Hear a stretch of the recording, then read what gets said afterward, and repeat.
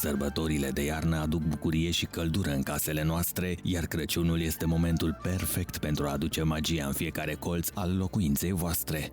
Bună ziua, bine ați venit! Fericită că suntem aici la atelierul din Predeal și tocmai că suntem înconjurați de tot ce înseamnă emoție și sărbători de iarnă. Astăzi, mai mult decât în oricare altă zi, pentru că suntem în prag de sărbătoare, vreau să povestim puțin despre ceea ce înseamnă un setup de masă, un aranjament, dar care să ne ducă cu gândul la copilărie. Pentru că vrem să vă inspirăm, am apelat la sfatul unui decorator profesionist, alături de care am explorat câteva idei despre cum poți decora masa de Crăciun într-un mod simplu, dar elegant. Primul setup de masă este cumva în ideea de etno-minimalist, pentru, bineînțeles că ne adresăm oamenilor care trăiesc în strânsă legătură cu natura și ușor o mică parte de eleganță. Haideți să începem. În primul rând alegem o masă dintr-un lemn masiv. Noi folosim foarte mult obiecte din lut, lucrate handmade. În primul rând așezăm masa prin următoarele elemente.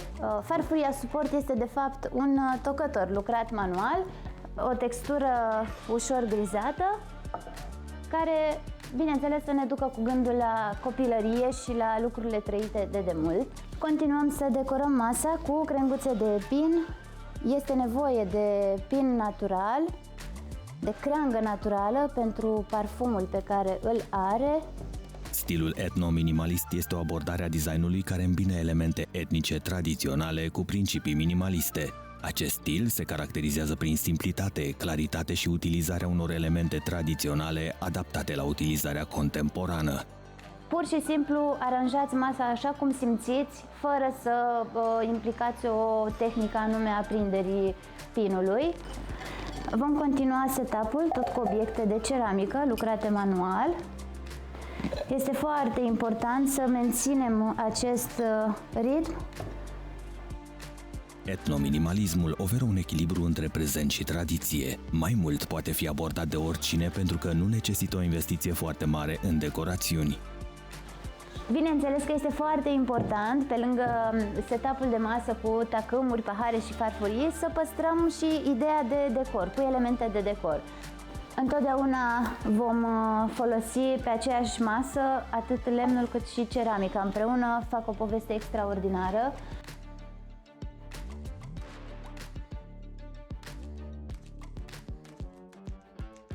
Lumânările sunt foarte importante pe masă. Ele creează un ambient extraordinar de plăcut. De preferat și lumânările să fie lucrate manual.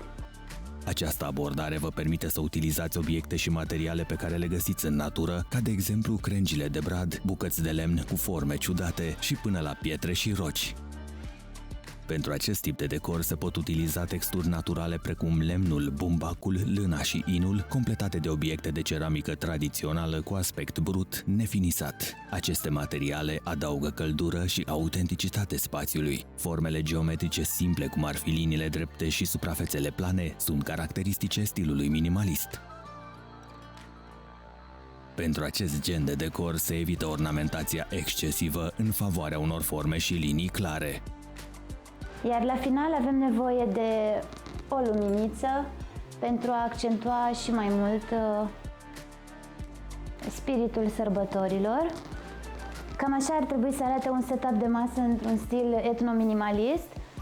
Repet, ne adresăm celor care iubesc foarte mult natura și, într-adevăr, există posibilitatea să așeze pe masă toate elementele din natură, începând cu cărbunele, lutul, nisipul, plante uscate, piatra și lemnul. Decorarea bradului de Crăciun sau a casei de sărbători poate fi transformată într-un moment special an de an. Puteți aduna împreună cu cei mici pietre, crenguțe sau alte obiecte naturale și să creați aranjamente simple pe care mai apoi le puteți picta sau decora. Cea de-a doua propunere a Eugeniei îi are în centru pe cei mici. Pentru cel de-al doilea aranjament pe care copiii îl pot realiza împreună cu părinții, este important să integrați elemente simple și interactive. Iată câteva idei.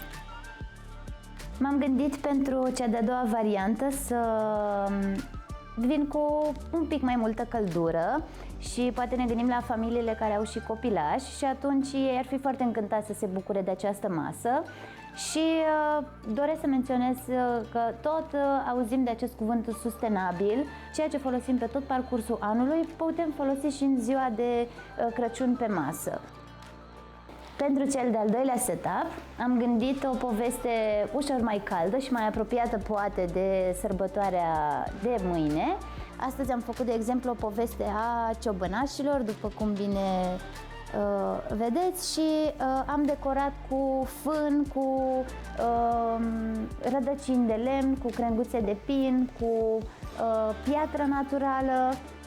Pentru astăzi m-am gândit să și facem un mic experiment, să fie ca o demonstrație pentru mămici. Avem nevoie de un tocător pe care îl avem în casă, o formă de prăjituri pe care o alegeți așa cum vă doriți, un mini făcăleț tot de prăjituri cu forme, o bucată de lut pe care o putem găsi la un magazin cu produse destinate pictorilor. Aceste proiecte nu doar că vor contribui la crearea unui decor special de sărbători, dar vă oferă oportunitatea de a crea momente pline de amintiri alături de cei dragi.